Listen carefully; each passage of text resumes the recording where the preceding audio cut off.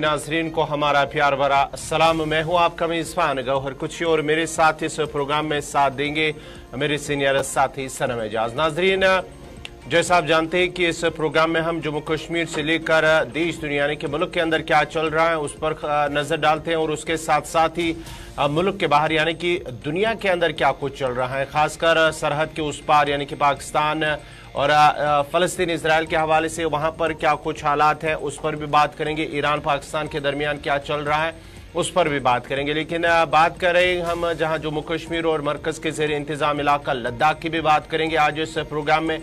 और जम्मू कश्मीर के हवाले से अगर हम बात करेंगे तो नीति आयोग की जो चंद रोज कबल ही मुल्क के अंदर कितनी गुर्बत खत्म हुई है, इस सिलसिले में अब जम्मू कश्मीर के हवाले से भी नीति आयोग की एक रिपोर्ट सामने आई है कि जम्मू कश्मीर के अंदर गुर्बत कहीं ना कहीं किसी हद तक खत्म हुई है और आंकड़े भी जारी कर दिए नीति आयोग की जानिब से। और उसके साथ साथ ही कुछ अहम मामलात हैं जिन पर बात करेंगे। रामबन जिला रामबन के अंदर आग की एक होलनाक वारदात में करीब 1 दर्जन के करीब दुकान खाकिस्तर हुए हैं। शुमाली कश्मीर के कुपवारा इलाके में भी आग की एक होलनाक वारदात, उस पर भी बात करेंगे। और जम्मू कश्मीर के अंदर मौसम की भी बात करेंगे क्योंकि लगातार आज 21 जनवरी है लेकिन एक महीना आज चले कलान की जो मुकम्मल हो रहे हैं, तो उस सिलसिले में भी बात करेंगे कि खुश्क मौसम के बीच अब महकमे मौसमियात की जानिब से बर्फबारी या बारिशों की पेशनगोई भी की गई है कि कब वो होगी वो भी हम आपको इस प्रोग्राम में बताएंगे। और जम्मू और दिल्ली के अंदर भी आज सुबह भी जिस तरह से खबरें मौसूल हो रही हैं कि जो ट्रेनें हैं वो रद्द हो रही हैं और उनकी जो टाइमिंग है वो तब्दील हो रही है, जम्मू के अंदर भी इसी तरह की खबरें मौसूल हो रही हैं। लेकिन सबसे पहले अब प्रोग्राम की शुरुआत करेंगे तारीख में आज के दिन के हवाले से। आज 21 जनवरी है, मुल्की और आलमी सतह पर आज 21 जनवरी को क्या कुछ हुआ है पहले वो बताएंगे मेरे सीनियर साथी सनम एजाज। अस्सलाम वालेकुम, आदाब नाज़रीन, सत श्री अकाल। और सभी मेरे नाज़रीन जो हैं मुझे देख रहे हैं दुनिया जहां में जहां तक हमारी आवाज़ पहुंच रही है सबको गुड मॉर्निंग। और उम्मीद करते हैं कि आपकी रात जो है, आपकी शाम कल जो गुजरी रात है ये खूब अच्छी गुजरी होगी और आने वाला दिन भी अच्छा गुजरा होगा। लेकिन जिस तरह मेरे साथी ने आपको बता दिया, गौर ने बता दिया कि हम दुनिया जहाँ की जहाँ खबरों पर नज़र रखेंगे। जम्मू कश्मीर के हवाले से पॉवर्टी लाइन यानी गुर्बत की जो लाइन है वो कम हुई है, ये नीति आयोग की रिपोर्ट है। और शहर श्रीनगर की स्मार्ट सिटी के हवाले से बड़ा ऐलान भी हुआ है। बारामूला जिले के हवाले से भी बड़ी कामयाबी की बात हुई है और अतर आमिर को भी नवाजा गया है। अतर आमिर डीसी कुलगाम में, अब इससे पहले श्रीनगर म्युनिसिपल कॉर्पोरेशन के कमिश्नर भी थे। और ये सब मामला थे। रामबन में आग जो लगी है, लेकिन तारीख में आज क्या हुआ, माजी की तारीख में आपको बताते चले। कॉपीराइट एक्ट, जो कॉपीराइट होता है, कोई लिखता है तो उसके वो हकूक, जुमला हकूक जो महफूज होते हैं, आमतौर पर उसे कहा जाता है जुमला हकूक महफूज, यानी मैंने जो कुछ भी लिखा वो मेरा, इसकी जिम्मेदारी मेरी और इसके बाकी जो है। तो ये जो एक्ट है 1958 में आज ही के दिन पे पहली बार नाफिज किया गया था। ये कॉपीराइट एक्ट जनवरी 21, 1958 साल का। और फिर अगर हम थोड़ा सा माजी में चलते जाएं, हाल माजी में, ज़्यादा पीछे नहीं, तो अमेरिका और तेहरान जो ईरान है उनके जो ताल्लुकात थे बहुत पहले से ख़राब आते हैं। लगभग 40 साल से हम देख रहे हैं ईरान पर जो मगरबी ममालिक उनकी पाबंदियाँ हैं। लेकिन उस सब के बीच में आज का दिन साल 1981 जनवरी 21 तारीख और 21 तारीख 1981 में अमरीकी सफारत खाने में तेहरान जो है, तेहरान में जो अमरीकी सफारत खाना था उसमें एक हम वाक़ा पेश आया था और अमेरिका के अमले को और अमेरिका के अमले के साथ साथ कई अफराद को वहाँ पर यरगमाल बनाया गया था। लेकिन बातचीत और बैनुल-अक़वामी जो प्रेशर वगैरह था उसके बाद वहाँ पे आज की तारीख पे उन तमाम अफराद को बहिफाजत रिहा किया गया था। ये तारीख का एक दिन। और उसके साथ ही अगर आपको देखा जाए तो जो आजकल हम समुंदर में रेड सी की बात करते हैं, हूतीज़ की बात करते हैं, तो उसी रेड सी के पास जो सुमात्रा का साहिल है वहाँ पे इंडोनेशिया की कश्ती जो है, मुसाफिरों से भरी कश्ती थी, उसके डूब जाने से 340 अफराद आज ही के दिन में हलाक हुए थे। यूजुअली कश्ती जो है इतने मुसाफिर लेके नहीं चलती है, लेकिन 340 के करीब जो मुसाफिर उसमें थे वो उससे हलाक हो गए थे। और फिर अगर ड्रोन की आज बात करें, आज ड्रोन जहाँ पे बात ही हो जाए तो ड्रोन की बात आती है। लेकिन 2003 में पहला ड्रोन या पहला बगैर ड्राइवर के अमरीकी जासूस तैयारा जो है पाकिस्तान में गिरकर तबाह हुआ था। ये ड्रोन जो है पाकिस्तान में गिराया नहीं गया था बल्कि गिरकर तबाह हुआ था। और 21 जनवरी 2003 को पाकिस्तान में पता चला कि अमरीका जो ड्रोन है वो पाकिस्तान तक पहुँचा और पूरे पाकिस्तान पर जो है वो नज़र रखे हुए था। और फिर अगर इसराइल की आजकल बात की जाती है, हर जगह पर इसराइली ज़बानी सबको याद है और इसराइल के करतूत भी सबको नजर आ रहे हैं। लेकिन साल 2008 में हिंदुस्तान और इसराइल ने एक जासूस सैटेलाइट लॉन्च किया था और इसे कुतुबी मदार से नस्ब भी किया गया था। और फिर हादसा की खबरें आती है। 2009 आपको याद होगा, कर्नाटक का बिदार, और यहाँ पे एक तरबियती सूर्य किरण गिरकर तबाह भी हुआ था। तारीख में ये दिन है और ये याद रखे जाएंगे, और तारीख के इन्हीं दिनों के साथ आपको बताते चलें। तारीख हमें याद रखनी चाहिए। माजी में हमारे यहाँ क्या हुआ है वो हम बता रहे हैं, लेकिन कल हमारी जो नई जनरेशन आएगी, नई पौध होगी, वो हमारे बारे में बताएगी कि हमारे असलाफ, हमारे जो बुजुर्ग, हमारे वालिदैन हैं, उन्होंने क्या किया था, वो सब याद रखा जाता है। तो सब याद रखा जाएगा, लेकिन याद हमें आज का दिन भी रखना। और मेरे साथी ने जिस तरह आपको बता दिया था कि आग की वारदातें हो रही हैं लगातार, पिछले कई दिनों से हम देख रहे हैं जंगलात में आग, निचले इलाकों में आग, दौरानी शब बनिहाल में आग, और बनिहाल के उखराल इलाका है, और उखराल के इलाके में दुकानें नजर आतिश हुई हैं। और फिर वादी लोलाब के लालपुरा के तिलवानपुरा में भी दौरान शब जो है गाँव खाना जो है आग की नज़र हुआ है। और गाँव देहात में लकड़ियाँ जहाँ जमा करते हैं, जहाँ लकड़ियों का शेड होता है, उन्हें आमतौर पे नॉर्थ कश्मीर में पहाड़ कहा जाता है। तो ये भी आग की नज़र हुआ है। पूरा जो विंटर के लिए आग वगैरह जमा, ये लकड़ी वगैरह जमा करके रखी होती है, वो फायरवुड, वो उसमें आग की नज़र हुआ है। तो ये सरहदी जिला कुपवाड़ा की वादी लोलाब की लालपुरा की तिलपमापुरा गाँव में हुआ है। तो बनिहाल में क्या हुआ है, गौर, जिस तरह गौर को ने बता दिया आपको अभी कि 10 के करीब दुकानें जो हैं वो इस सारी सूरत में नजर आतिश हुई हैं। यूजुअली अक्सर जगहों से जहाँ पे भी बात की मालूम हुआ कि बिजली का जो शॉर्ट सर्किट है वो बड़ी वजह बनी आग लगने की, और बड़े हादसा, बड़ा नुकसान हो रहा है। ड्राई स्पेल चल रहा है। पिछले 50 दिनों में आसमान से एक कतरा पानी का नहीं गिरा है। तो पिछले 50 दिन क्या, 51 दिन आज हो गए, कल 50 दिन थे। तो 51 दिनों के साथ साथ आज बताएं 30 दिन चिले कलान के भी हो चुके हैं, और इन 30 दिनों के दौरान भी हमने चिले कलान दूर दूर तक कहीं नहीं देखा। जो चिले कलान की आदत थी, जो चिले कलान का मिजाज हुआ करता था, बिल्कुल बदला हुआ था। और ये बदला मिजाज चिले कलान का हमारे लिए, आपके लिए, हमारे कल के लिए, हमारे फ्यूचर के लिए बहुत ही ख़राब भी हो सकता है। क्योंकि एक्सपर्ट्स जो बता रहे हैं कि आने वाले दिनों में खुशहाली अगर इसी तरह रही, और कल हमने डायरेक्टर एग्रीकल्चर से भी बात की थी, उन्होंने कहा था कि अगर फरवरी में कुछ हो जाता है, बेहतरी कोई ऊपर वाला रहम कर जाता है, बर्फ़ पड़ जाती है, तो उम्मीद है, अदरवाइज नाउमीदी तो हर तरफ से सामने नजर आ रही है। तो वादी लोलाब से लेकर बनिहाल तक क्या कुछ हुआ है, आरिफ वहीद हमारे वहाँ पे साथी हैं, हम आरिफ वहीद के पास चलते हैं और उनसे जानेंगे कि क्या कुछ सूरत हाल हुई, आग कहाँ लगी, कैसे लगी, ये सब कुछ बताएंगे आरिफ वहीद।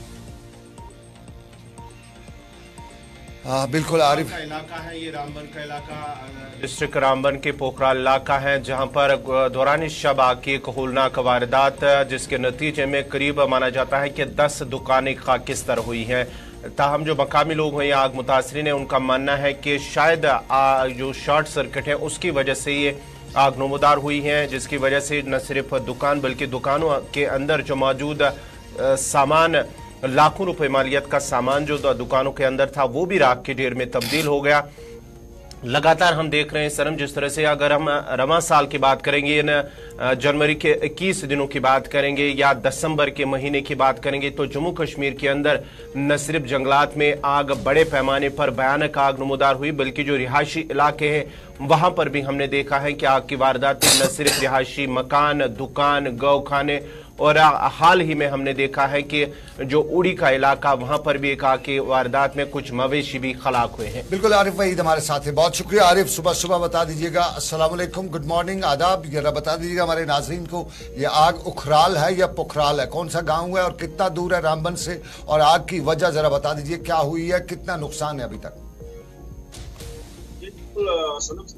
बताने की कोशिश करूंगा कि ये तहसील उखड़ाल का इलाका है, जहां पर बिल्कुल जो मेन मार्केट है उखड़ाल की, वहां पर ये आग लगी है, जिसमें ये दरमियानी रात में ये आग लगी। उसके बाद तकरीबन 2 बजे तक हमने भी जो है इसमें जानकारी हासिल करने की कोशिश की, लेकिन उस समय जो है अफरा तफरी का माहौल था। क्योंकि अगर हम देखें तो फायर एंड इमरजेंसी को भी जो है वहां पर लोग फरियाद कर रहे थे बुलाने की, फायर इमरजेंसी का अमला भी वहां पर पहुंचा, लेकिन बहुत सारी दुकानें, तकरीबन 8-10 के करीब जो दुकानें जो है वो जलकर पूरी होगी। इसमें लाखों रुपए का सामान जो है वो राख के ढेर में तब्दील हो गया। क्योंकि ड्राई स्पेल के चलते आजकल नदी नालों में भी जो है पानी की कमी बहुत ज्यादा देखने को मिल रही है, और जिसके चलते चाहे जिस तरह से आपने कहा जंगलों के अंदर या इस तरह के मामलात में जो है लोगों को काफी ज्यादा नुकसान हो रहा है। इसीलिए दुआ की जाती है कि जो नमाज इस्तिस्का का भी एहतमाम किया जाता है, खासकर वादी में, कि बर्फबारी का सिलसिला शुरू हो जाए ताकि ये ड्राई स्पेल से है लोगों को निजात मिले। जरा पोखराल है या उखराल है, और ये कितना दूर है बनिहाल के बाजार से, जरा ये भी बता दीजिए हमारे नाज़रीन को। और वहाँ पहुँचने के लिए क्या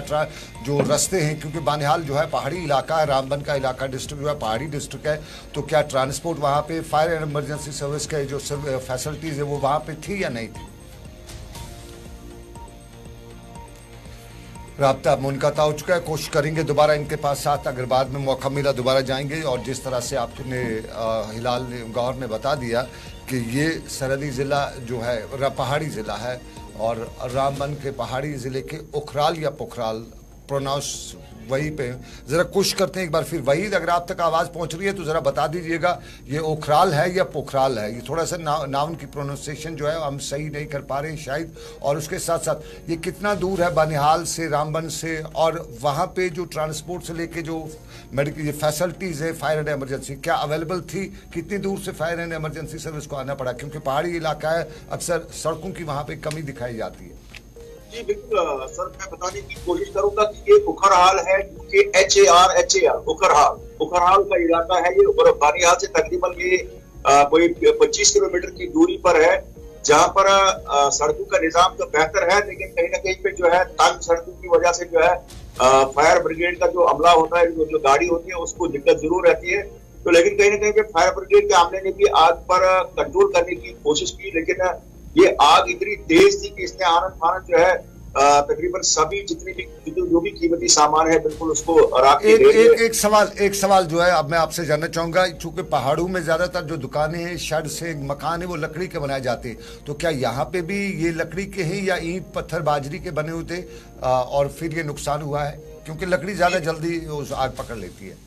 जी बिल्कुल, मैं कोशिश करूंगा, क्योंकि उखड़ाल का इलाका जो है इसके बिल्कुल सराउंडिंग में जंगलात के एरियाज है, और मैक्सिमम बेशतर लोग जो है इस इलाके के जो है लकड़ी का ही छत जो है उसका इस्तेमाल करते हैं। और इसलिए यहाँ पर जिस तरह से तस्वीरों में भी साफ दिख रहा है कि जो लकड़ी है उसमें कहीं ना कहीं पे बहुत ज्यादा आग पकड़ी, और पुलिस भी इसमें जांच करे कि आग की असल वजह क्या है। कुछ लोग इसे शॉर्ट सर्किट मानते हैं और कुछ लोग और चीजें जो है बता रहे हैं, लेकिन पुलिस जब इसमें इन्वेस्टिगेट करेगी तो उसके बाद ही पता चलेगा कि आग की असल वजह क्या है।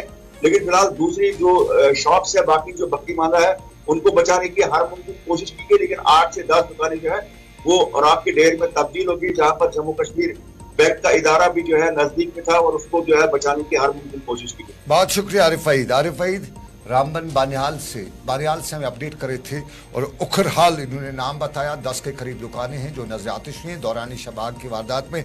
और चूंकि पहाड़ी इलाका, और पहाड़ी इलाकों में ज़्यादातर जो कंस्ट्रक्शन होती है वो लकड़ी की होती है, तो वहाँ पे ये जो आग लगने के वाक़ात ज़्यादातर देखने को मिल रहे हैं। इसी तरह जिस तरह लुलाब से भी खबर आ रही है, तिलवानपुरा लालपुरा लुलाब जो है वहाँ पर दौरान शब आग लगी, और तिलवानपुरा बिल्कुल साइड के किनारे पर छोटा सा मोहल्ला है, गाँव है, तो इसमें जो रात को आग लगने के वाक़ात हुए उसमें कौशल यानी गाँव खाना, और उसके साथ साथ जिस तरह आप तस्वीरों में देख रहे हैं, मैं अभी लकड़ी की जब बात कर रहा था तो लालाब के जो अक्सर इलाके आबादी है वहाँ पे मकान जो होते हैं, घर जो होते हैं, शेड्स होते हैं, लकड़ी के होते हैं, ईंट पत्थर बाजरी वहाँ पे बहुत कम इस्तेमाल की जाती थी। अब तो नई ज़माने की टेक्नोलॉजी आ चुकी है, अब तो सब कुछ ईंट पत्थर का नया बन रहा है, लेकिन यूजुअली अभी भी वहाँ 70% के करीब जो आबादियों के लोगों के घर वगैरह हैं वो लकड़ी के हैं। तो वहाँ पे जब भी जो छोटी चिंगारी है वो लकड़ी जल्दी पकड़ लेती है और बड़ा नुकसान कर जाती है। और दौरान शब जो लालपुरा के तिलवापुरा में आग का वाक़ा पेश आया है, इसमें कौशल है, और फिर इसके साथ साथ जो है एक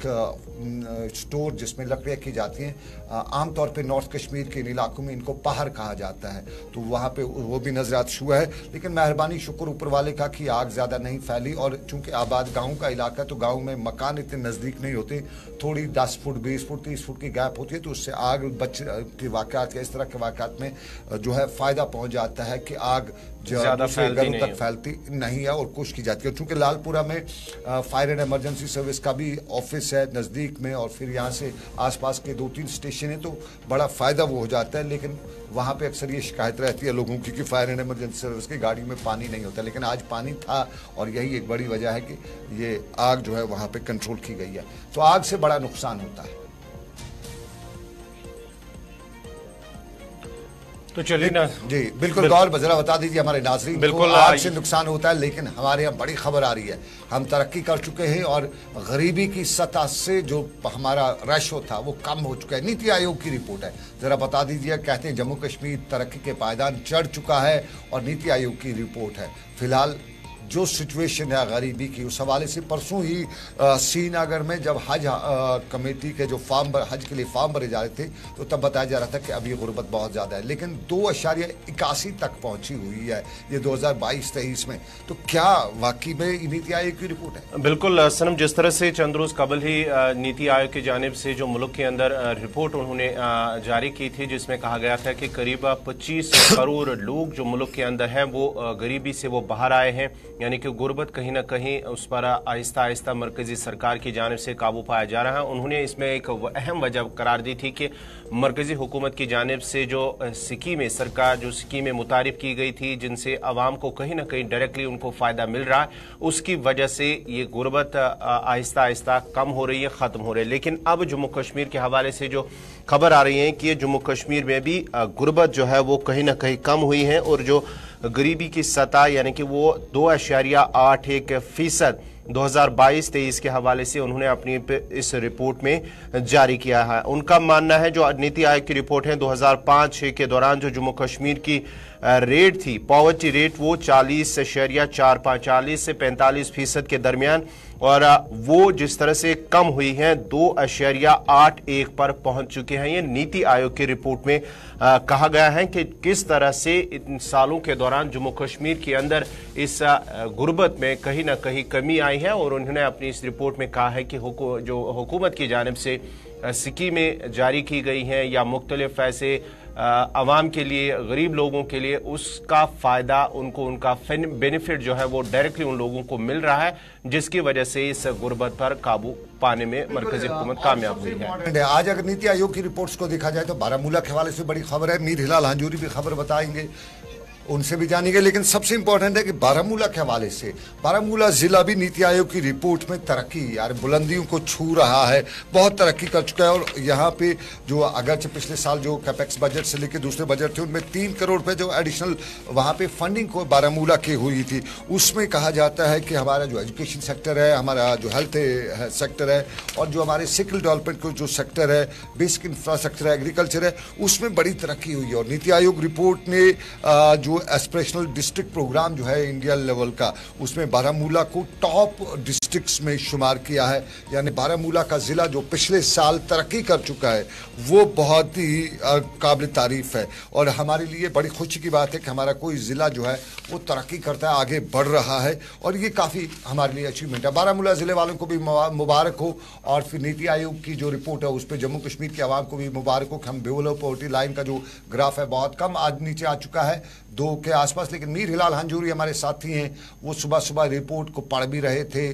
बता भी रहे थे, समझ भी रहे थे। मीर भाई हिलाल, जरा बता दीजिएगा कि क्या नीति आयोग की रिपोर्ट जो है वो क्या बताती है, वाकई में हम इतना कामयाब हो चुके हैं? देखिए, फिलहाल जो ये रिपोर्ट आई है इसमें कोई शक नहीं है कि जो श्रीनगर सिटी है, जिसे स्मार्ट सिटी के तौर पर भी अब जाना जाता है, और इसमें बेस्ट सिटी जो है इसे करार दिया गया है। और इसमें best city leader of the year जो है वो अतर आमिर को कहीं ना कहीं चला जाता है, क्योंकि उन्होंने भी इस हवाले से एक पोस्ट की हुई है जिसमें उन्होंने शुक्रिया अदा किया है और उन्होंने कहा कि ये मेरे लिए बाइस फख्र है कि मैं भी इस टीम का हिस्सा था जिसमें ये बेस्ट सिटी लीडर अवार्ड जो है वो श्रीनगर सिटी को चला गया है। तो इस तरह से वक्तन फौक्तन हमने देखा कि इससे पहले डिस्ट्रिक्ट हो या टाउनशिप्स हो तो जम्मू कश्मीर को ये अवार्ड जो है हासिल होते रहे हैं। लेकिन आपको याद ही होगा कि जब स्मार्ट सिटी का जिक्र हो और इसमें फॉरेन डेलीगेशंस का आना हो और उसके बाद ये सिटी अगर बेस्ट लीडर अवार्ड हासिल न करे तो फिर कौन सी सिटी ऐसी होगी। तो इस हवाले से अतर आमिर ने भी इस ज़िमन में इस चीज के लिए शुक्रिया अदा किया है और ट्वीट भी उन्होंने की है जिसमें उन्होंने कहा कि पूरे इंडिया के अंदर जम्मू कश्मीर को और श्रीनगर को ये अवार्ड मिलना ये उनके लिए बाइस फख्र है, क्योंकि पिछले 3 साल के अंदर वो भी इस टीम का हिस्सा बने जिसकी वजह से आज ये अवार्ड जो है श्रीनगर सिटी को मिल गया है। श्रीनगर सिटी को बेस्ट अवार्ड मिला है। बिल्कुल अपने नाज़रीन को बताते चलें, best smart urban mobility award जो है वो श्रीनगर सिटी को मिला है। और Athar did a wonderful job as commissioner senior municipal corporation. और स्मार्ट सिटी का जो सीईओ था उसमें उन्हें बहुत मेहनत की है। और एक तरह से हम देख सकते हैं कि आज भी अगर हमारा श्रीनगर का स्मार्ट सिटी का जो इंफ्रास्ट्रक्चर है, जो स्ट्रक्चर है, अभी उतना नहीं है। अभी बहुत कुछ करना है। अभी तो दिखे वो फेस वॉश है, इसको हम कह सकते हैं। अभी बॉडी को और डेवलप करना है बॉडी। लेकिन अभी आपको लगता है कि ये अवार्ड जो है इसमें और बहुत कुछ करने की जरूरत है? अभी शहर में और भी जो प्रोज एंड कॉन्स हैं उनको देखना पड़ेगा। देखिए, इसमें कोई शक नहीं है। अभी जो ये स्मार्ट सिटी प्रोजेक्ट है ये मुकम्मल तौर पर श्रीनगर के अंदर मुकम्मल नहीं हुआ है। अभी भी इस पे काम हो रहा है। हालांकि कई एक जगहों पर हमें देखा कि शिकायतें भी आ रही थी पब्लिक की जानब से और फिर एडमिनिस्ट्रेशन की जानब से उन्हें दूर करने की भी कोशिश की गई है। लेकिन अभी ये प्रोजेक्ट जो है पूरी तरह से मुकम्मल नहीं हुआ है। उस लाल चौक के पेरिफेरीज के अंदर अभी भी कई सारे ऐसे प्रोजेक्ट्स हैं जो अभी भी ज़ेर तामीर है, उस पर काम हो रहा है। लेकिन जहां तक लाल चौक के आसपास पोलो व्यू का जिक्र करेंगे, वहां पर तारों को अंडरलाइन करना, बिजली को अंडरग्राउंड करना और फिर वहां पर नई तर्ज तामीर को मुतारिफ करना, उस चीज से कि एक खूबसूरती जो है उस लाल चौक के आसपास जरूर देखी जा रही है। उसमें कोई शक नहीं है। जिसमें कुछ दुकानदार भी हम देख रहे हैं जो आसपास है वो भी मुतमईन नजर आ रहे हैं। तो एक लुक जो है लाल चौक का वो जरूर बदल चुका है। शुरुआत हो चुकी है। बहुत बहुत शुक्रिया मीर हिलाल अंजूरी, बहुत शुक्रिया हमारे साथ ज्वाइन करने के लिए। अतर आमिर खान श्रीनगर के सीईओ रहे हैं स्मार्ट सिटी के और उसके साथ साथ श्रीनगर म्युनिसिपल कॉर्पोरेशन की। जरा तस्वीर दिखा दीजिएगा अतर आमिर की, अगर हमारे पास है, ताकि हमारे नाज़रीन दिख सकें। आजकल वो डीसी कुलगाम है और ये स्मार्ट तस्वीर दिखा दीजिएगा। अगर मोहसिन तो आपके पास तस्वीर है, ये है जी अवार्ड लेते हुए, ये तस्वीर है जी अवार्ड लेते हुए अतर आमिर। श्रीनगर स्मार्ट सिटी की तस्वीर है। ये अतर आमिर नहीं है बल्कि ये कोई और शख्स है जो तस्वीर ले रही। लेकिन साफ जाहिर है हमारा जो श्रीनगर है बेस्ट स्मार्ट सिटी जो है वो इन्हें मिला है।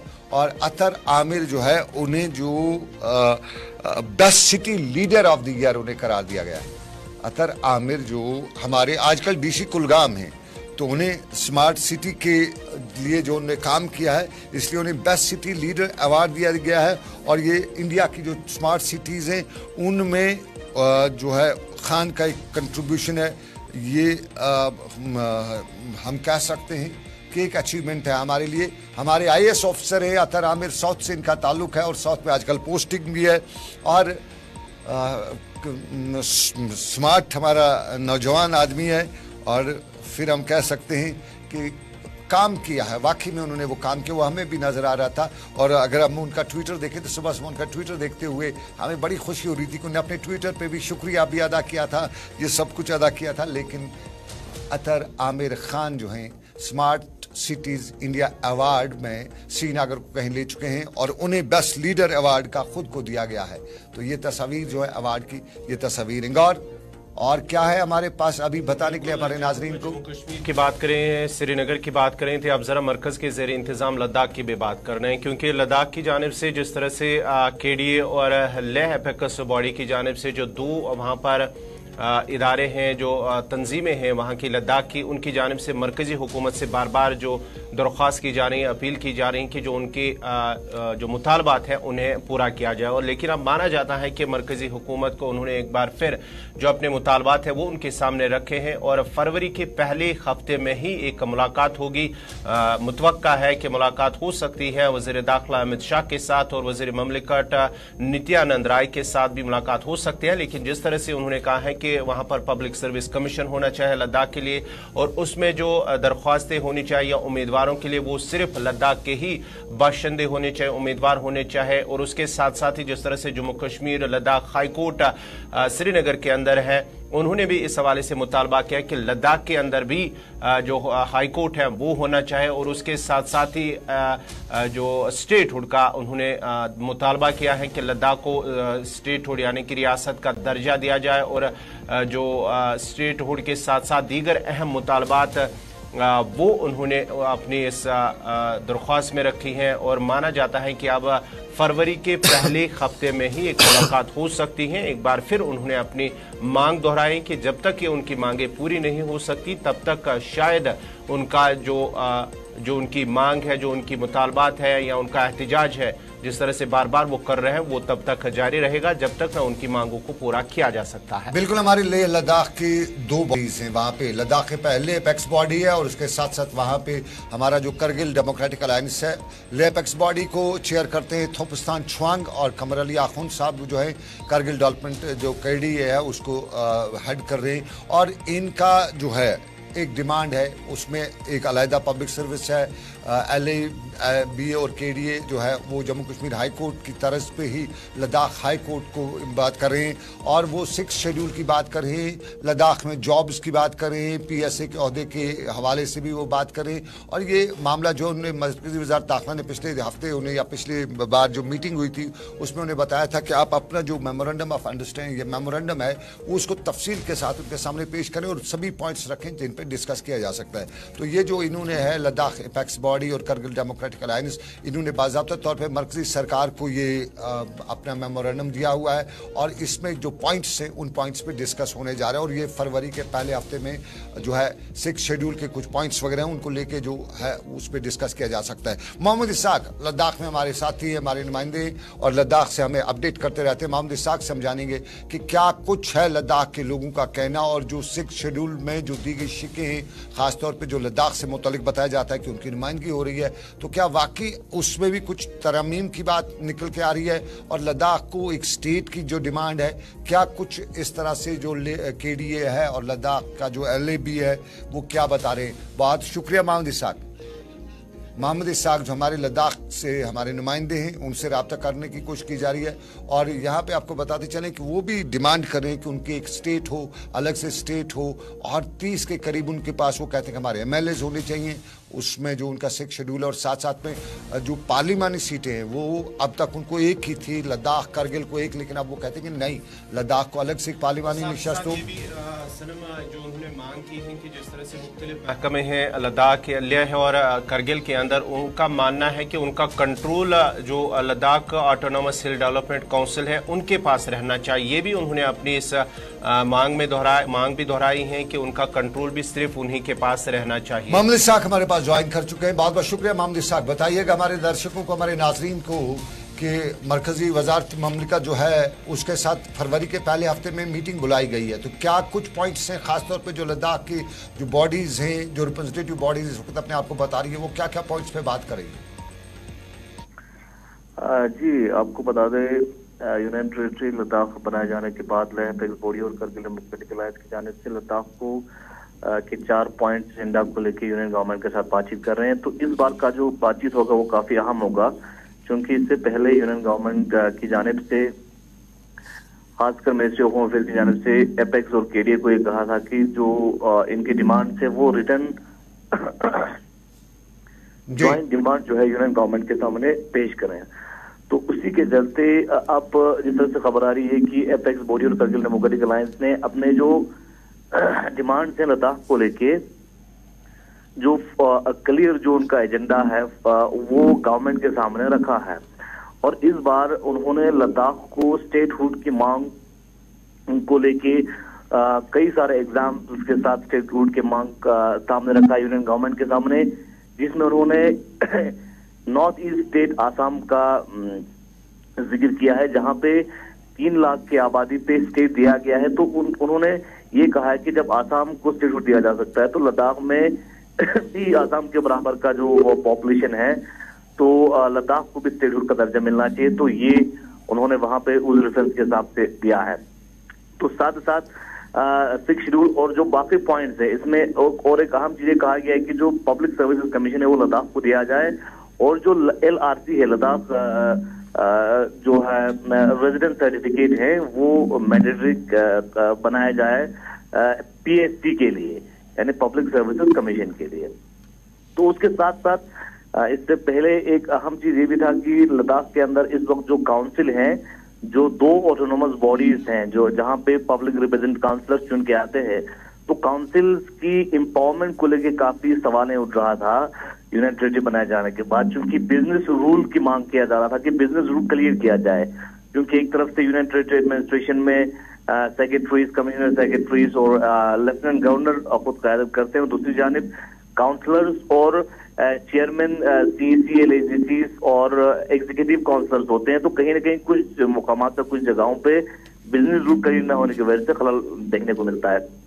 तो उसके चलते उन्होंने कहा है कि जो ट्रांसफर एंड पोस्टिंग है वो फुली कंट्रोल, जो कई डिपार्टमेंट को उन्होंने जिक्र किया है, वो काउंसिल के पास रखा जाए और उससे काउंसिल जो है वो एम्पावर होगा। और उसके अलावा बाकी जो उन्होंने अपने डिमांड भी रखा है। तो इस बार जब यूनियन गवर्नमेंट के साथ लद्दाख के लीडर्स का मीटिंग होगा तो वो काफी अहम होने वाला है, क्योंकि मिनिस्ट्री ऑफ होम अफेयर्स ने कहा है कि आप रिटर्न में हमें ज्वाइंट रिटर्न में हमें अपने डिमांड्स पेश करें, और उसके बाद उन जो डिमांड रखा गया है गवर्नमेंट के सामने रिटर्न में, उसके ऊपर यूनियन गवर्नमेंट गौर करेगा, और करने के बाद अगले मीटिंग में किसी भी तरह के आश्वासन या यकीन दहानी गवर्नमेंट की तरफ से देखने को मिल सकता है। बहुत शुक्रिया मोहम्मद इसाक। मोहम्मद इसाक हमें लद्दाख से ज्वाइन किए हुए थे, कारगिल से, और सबसे इंपॉर्टेंट मुद्दा है लद्दाख के लोग जो है स्टेटहुड की मांग करें, और बता रहे हैं कि जिस तरह 371 जो है नॉर्थ ईस्ट की स्टेट्स में है, उस तरह पे 370 तो कश्मीर में, जम्मू कश्मीर में जो लद्दाख उसका एक हिस्सा था उस पर हुआ करता था, लेकिन अब जो है नहीं,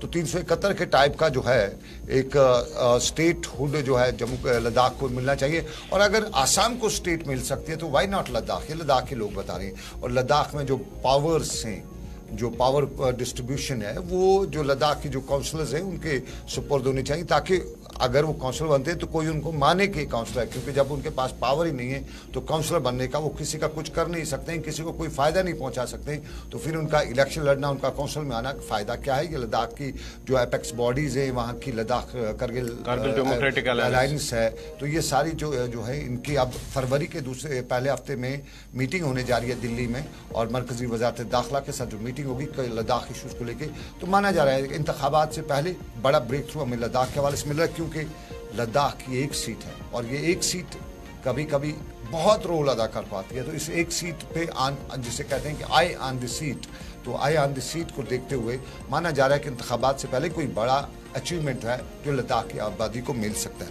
ये लद्दाख की आबादी की बात, लेकिन हमारे यहाँ अचीवमेंट्स में हम एक अचीवमेंट हमने पहले आपको बता दी कि हमारे यहाँ जो बिलो पॉवर्टी लाइन, जो पॉवर्टी लाइन की लाइन है, जो पॉवर्टी लाइन है, जो रेखा है, जिसे आमतौर पर कहा जाता है कि लक्ष्मण रेखा जो है, वो हम उतार चुके हैं, उसमें हम कामयाबी हासिल कर चुके हैं। लेकिन हमारे अस्पतालों की रेखा क्यों नहीं देखा किसी ने, वो बदली क्यों नहीं है? श्रीनगर का मेडिकल कॉलेज हो या सोरा हो, सोरा का हमने आपको परसों एक रिपोर्ट दिखाई थी कि वहाँ कैंसर की हम बात करते हैं तो कैंसर का हेड डिपार्टमेंट, उसके पास हेड ऑफ द डिपार्टमेंट, ये हेडलेस डिपार्टमेंट है, तो जिसका सर डिपार्टमेंट का ना हो तो उसका बाकी दड़ा क्या काम करेगा। लेकिन मेडिकल कॉलेजों के हालत जार ये है कि असामियाँ ही असामियाँ खाली है, और कितनी असामियाँ खाली हैं सुबह सुबह रिपोर्ट हमने देखी है। और इस रिपोर्ट में जो GMC श्रीनगर, आमतौर पर जिसे कहा जाता है कि गवर्नमेंट मेडिकल कॉलेज श्रीनगर, उसके जो अलाइड हॉस्पिटल्स हैं, यानी चाहे वो सोरा ये जो हो, SMHS हॉस्पिटल का जो है, बच्चा हॉस्पिटल है, बर्जला हॉस्पिटल है, गायनी हॉस्पिटल है, वुमेन्स हॉस्पिटल जिसे ललदत अस्पताल जिसे कहा जाता है, या हमारा जो चेस्ट डिजीज हॉस्पिटल है, 3-4 हॉस्पिटल उसके अलाइड है, उसके साथ एसोसिएटेड है। तो government medical college associated hospitals में 336 डॉक्टरों की असामियाँ खाली हैं। ये 7 अस्पताल है, 336। और इम्पोर्टेंटली जो इम्पोर्टेंट शोबे हैं, हसास शोबे जिन्हें कहा जाता है, उनमें से सीनियर डॉक्टर उनमें नहीं है। 7 टर्शरी केयर अस्पतालों में मरीजों को मिलने वाली जो तिब्बी सहूलियात है उनका फुकदान हो रहा है। और श्रीनगर के 51 शोबाजात जो कॉलेज है GMC के, वहाँ 15 में कोई भी professor, associate professor, assistant professor या लेक्चरर नहीं है। सवाल सबसे इम्पोर्टेंट ये है कि कॉलेज के 51 शोबाजात में 15 में कोई भी प्रोफेसर नहीं है। अब प्रोफेसर का गुजारा एसोसिएट प्रोफेसर हो जाता, वो भी नहीं है। अब वो गुजारा असिस्टेंट प्रोफेसर हो जाता, वो भी नहीं है। अब उसका गुजारा लेक्चरर से हो जाता, वो भी नहीं है। तो जुगाड़ करने के लिए भी कोई ओहदेदार नहीं है। तो जुगाड़ क्या, चलाया कैसे जाता है, चलाता कौन है? या वहाँ पे कोई नया रूस से, बरतानिया, किसी और देश से कोई आया हुआ टेक्निकल स्टाफ का आदमी होगा, उसको हेड ऑफ डिपार्टमेंट बना देते हैं कभी कभी यहाँ पे। या हो सकता है किसी जूनियर मोस्ट को या किसी सीनियर मोस्ट को जो टेक्निकल ग्रेड का आदमी हो या पैरामेडिक्स का हो, उसको बना दिए, उसके हाथ में ड्राइंग एंड डिस्पर्सिंग पावर्स दे दी होंगी। तो ये अलमिया है कि हमारा जो हेल्थ इंफ्रास्ट्रक्चर की बात करते हैं, और पहली नज़र पे हमारा गवर्नमेंट मेडिकल कॉलेज या स्टेट अस्पताल जाते हैं, वहाँ डॉक्टर पढ़ाए भी जाते हैं, बनाए भी जाते हैं, और उसके साथ साथ ट्रीटमेंट भी की जाती है। तो उसके बाद वहाँ डॉक्टर क्या पढ़ते होंगे और ट्रीटमेंट क्या होती होगी, ये गौर हमारे लिए बहुत बड़ा अलमिया है। और इस अलमिया में 53% जो असामियाँ हैं खाली पड़ी हैं सीनियर डॉक्टर्स की, ये आम आदमी की नहीं है। और इसमें हेमाटोलॉजी है, ट्रोमेटोलॉजी है, चेस्ट है, पैथोलॉजी है, वो मेडिकल बहुत सारे सनम, बहुत ऐसे सारे शोबे, न्यूरोलॉजी है, ऑर्थोपेडिक्स है, बिल्कुल, वो पेडियाट्रिक है, माइक्रोबायोलॉजी है, रेडियोलॉजी है, कोई भी सीनियर डॉक्टर यहाँ मौजूद नहीं है। ये इससे बड़ा अमल जो है। और आपको थोड़ा सा याद दिलाता चलूँ, 628 जो वैकेंसीज हैं वो यहाँ पे मंजूर तो हो चुकी है, लेकिन इनमें से 336 जो है असामियां फिलहाल खाली है। और इन 336 असामियों में प्रोफेसरों की 28 असामियां, एसोसिएट प्रोफेसरों की 46, असिस्टेंट प्रोफेसरों के 72 और लेक्चररों की 190 असामियां खाली पड़ी हैं। इससे अंदाजा लगाया जा सकता है कि जब असामियां खाली हो और आप उन असामियों को पूर्ण नहीं कर रहे हैं तो किस तरह की खदमात आम लोगों को मिल पा रही होगी। ये न सिर्फ जेएमसी श्रीनगर बल्कि इनके साथ जो एलाइड हॉस्पिटल है उनमें भी इसी तरह की असामियां खाली हैं। हुकूमत जम्मू कश्मीर इंतजामिया के साथ साथ जहां पर जो महकमा सेहत है उनकी जानिब से अगरचे दावे किए जा रहे हैं, लेकिन कई ऐसे इलाके हैं सनम, जिस तरह से हम देख रहे हैं गुज़िश्ता कुछ दिनों से हमारे पास भी इस तरह की खबरें मौसूल हो रही हैं कि अगरचे कुछ इलाके ऐसे हैं जहां पर जो बुनियादी सहूलियात है, तिबी सहूलियात, वहां पर इसका फुकदान तो नजर आ रहा है। चाहे तिबी अमले की बात करेंगे या कि तिबी सहूलियात की बात करेंगे तो लोगों को कहीं ना कहीं मुश्किलात का सामना करना पड़ रहा है। और अगर वादी में इस वक्त बर्फबारी होती या बारिशें होती, मौसम ठीक नहीं होता, तो आप अंदाजा उससे लगाइए कि दूर दराज इलाके के जो लोग हैं उन्हें किस तरह के मुश्किलात पेश आ सकते। देखिए बिल्कुल। और एक चीज़ मुझे उम्मीद अब नज़र आ रही है, क्योंकि आबिद रशीद जो है अब वो का सेक्रेटरी हैं इसके हेल्थ एंड मेडिकल एजुकेशन के, तो वहाँ से अब मुझे कहीं उम्मीद नज़र आ रही है, क्योंकि हमारे जो यंग जो अफसरान हैं अभी इनमें हिम्मत है, कर पाते हैं। वो जो बुज़ुर्ग अफसरान की तरह उन्हें घर का हाल अहवाल ख्याल रखना पड़ता है। और फिर आप देखिएगा बारामूला की, जिस तरह आज अभी कुछ देर पहले हमने खबर की कि बारामूला में टॉप केयर डिस्ट्रिक्ट ने नीति आयोग की रिपोर्ट के मुताबिक, तो वहाँ पर भी credit goes to the young officer. उनकी डॉक्टर सारिश वहाँ पे डीसी थी, तो परसों इसी हफ्ते, पिछले हफ्ते वो ट्रांसफ़र हुई है। तो वहाँ पे पिछले साल में वो 24 घंटे सुबह शाम अवेलेबल रहती थी। तो बारामूला तभी तरक्की कर चुका है। तो आबिद के हवाले से भी हम आज उम्मीद लगा रखेंगे कि आबिद भी इस डिपार्टमेंट को किसी मंजिल तक ज़रूर पहुँचाएगा। और ये जो इशू बहुत बड़ा इशू है, हमारे यहाँ डॉक्टर्स जो हैं, हमारे यहाँ जो हेड ऑफ डिपार्टमेंट्स नहीं हैं डिपार्टमेंट, तो आबिद रशीद जो हमारे अब हैं सेक्रेटरी जो एडमिनिस्ट्रेशन के, हमारे मेडिकल एजुकेशन के, तो वो इस पे नज़र रखेंगे और कहीं ना कहीं अपनी जो सलाहियतें जो उनने अब तक दिखाया है, करने की हिम्मत जो उनमें है, तो यहाँ पे भी दिखाएंगे और ज़रूर बताएंगे कि मैं कर सकता हूँ, मैं करा सकता हूँ। तो उम्मीद आबिद से है, लेकिन हमें कमर्शियल ब्रेक भी लेना पड़ेगा। गौर एक छोटा सा कमर्शियल ब्रेक लेते हैं, ब्रेक के बाद वापस आते हैं। और ब्रेक के बाद अभी खबरें हैं, अभी मामलात हैं, कुछ तजिए भी हैं, लेकिन इस छोटे से तजारती वक्फे के बाद।